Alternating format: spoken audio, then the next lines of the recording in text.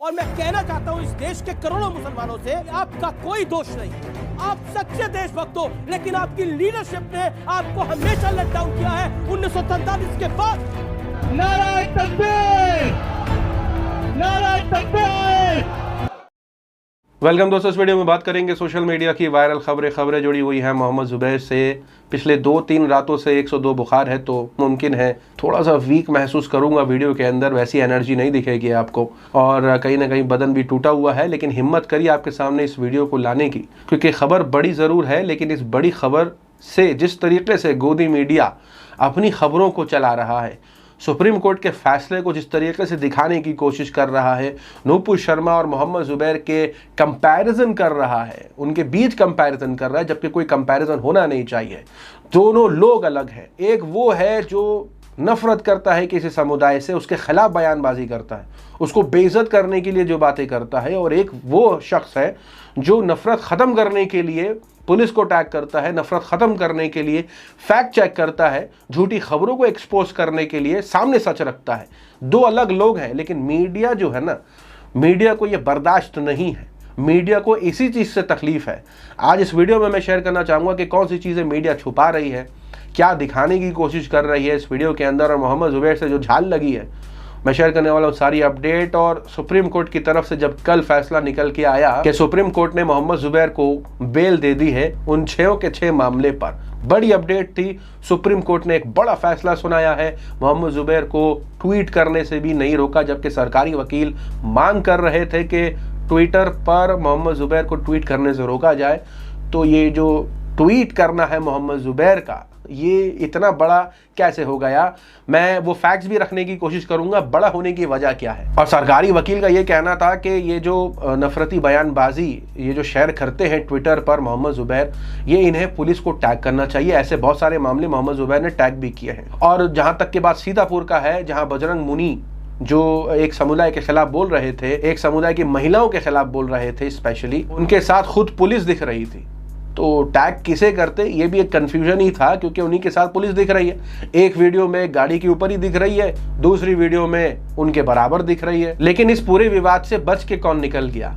नविका कुमार बच के निकल गई, गोदी मीडिया के चैनल बच के निकल गए, कुछ ऐसे लोग निकल गए जो हिंदू धर्म का मजाक उड़ाते हैं, जैसे इलियास शराफुद्दीन है, और कुछ अलग मुस्लिम पैनलिस्ट हैं जिन्हें गोदी मीडिया बुलाती है, कुछ ऐसे मौलाना हैं जिसे गोदी मीडिया बुला करके बैठाती है, हिंदू मुसलमान पर डिबेट कराती है। गोदी मीडिया में बच के निकल गया है, मौलवी लोग भी बच के निकल गए हैं जो ऐसा करते थे। लेकिन मामला मोहम्मद ज़ुबैर पर आकर रुक गया, मोहम्मद ज़ुबैर की गिरफ्तारी हो गई। गोदी मीडिया ने सुप्रीम कोर्ट में जो नूपुर शर्मा को लताड़ा गया और मोहम्मद ज़ुबैर को बेल दे दी गई, इसको कंपेयर करना शुरू कर दिया। पहली बात तो नूपुर शर्मा की कोई गिरफ्तारी नहीं हुई, नूपुर शर्मा ने एक समुदाय के खिलाफ बयानबाजी करी थी। नूपुर शर्मा कहाँ है पता नहीं है, नूपुर शर्मा को सुप्रीम कोर्ट से राहत मिली हुई है। मोहम्मद ज़ुबैर वहीं दूसरी तरफ जेल जा चुके हैं। मोहम्मद ज़ुबैर के ऊपर वो धाराएं लगाई हैं जिससे धार्मिक भावनाएं आती, जबकि उन्होंने कोई नफरती बयानबाजी करी नहीं थी। उनके ऊपर जिसने कंप्लेन करी उसका पता नहीं है वो कौन है, एक ट्विटर बॉट ने किया है। तो यहाँ पर मोहम्मद ज़ुबैर की जो गिरफ्तारी हुई है, इससे साफ सीधा समझ में ये आता है कि मोहम्मद ज़ुबैर के जो ट्वीट्स हैं वो काफ़ी असरदार हैं, वो इफ़ेक्ट करते हैं। लेकिन उनके ट्वीट्स हैं क्या? वो क्या नफरती बयानबाजी करते हैं? वो क्या भड़काते हैं लोगों को? तो जी नहीं, मोहम्मद ज़ुबैर का एक ही काम है, जो भड़काऊ भाषण देता है उनके बयानों को वो ट्विटर पर लाते हैं, टैग करते हैं। कोई फर्जी खबर चलाता है तो मोहम्मद ज़ुबैर उसका फैक्ट चेक करते हैं, चाहे कपिल मिश्रा हो, चाहे वो भाजपा से जुड़े नेता हों, कुछ स्पोक पर्सन हों, कुछ अलग सरकार के नेता हों, लीडर हों, स्पोक पर्सन हों, कोई भी फर्जी खबर चलाता, आईटी सेल के लोग हों, एक समुदाय दूसरे समुदाय के खिलाफ नफरत फैलाता है, मोहम्मद ज़ुबैर जो है वो फैक्ट चेक करते हैं। करता ऑल्ट न्यूज़ है, लेकिन मोहम्मद ज़ुबैर इसलिए कहा जा रहा है कि वो जा करके, देखिए एक रिपोर्ट बनाना अलग होता है।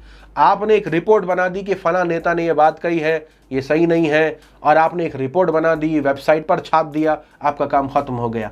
लेकिन मोहम्मद ज़ुबैर से वो नहीं करते थे। मोहम्मद ज़ुबैर और भी चीज़ें करते थे। वो ये कि अगर कपिल मिश्रा ने कोई फेक न्यूज़ फैलाई है तो फ़ौरन मोहम्मद ज़ुबैर जाते थे और कपिल मिश्रा का जो ट्वीट था उसे रीट्वीट करके फैक्ट चेक करते थे, या उन्हीं के ट्वीट के नीचे ट्वीट कर डालते थे, जिससे जो उनके फॉलोअर्स थे उनको सच पता चल जाता था।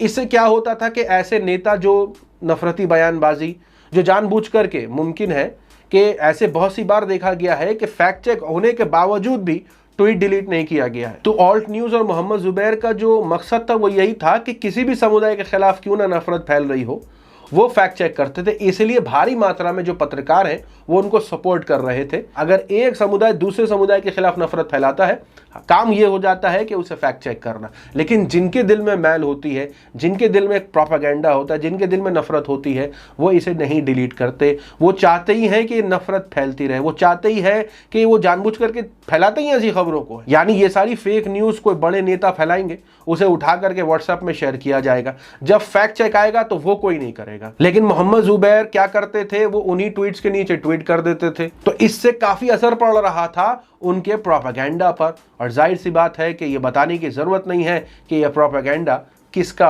और क्यों है। तो मोहम्मद जुबैर एक सच्चाई की आवाज बन रहे थे। उनके ट्वीट से उन्हीं को दिक्कत हो सकती है जो नहीं चाहते कि समाज के अंदर ऐसा फैक्ट चेक हो, समाज के अंदर सही खबरें हो, समाज के अंदर किसी की पोल खोल दी जाए कि भाई ये क्या बोल रहे हो। और मोहम्मद जुबैर का काम तो सिर्फ वहां तक सीमित भी नहीं था।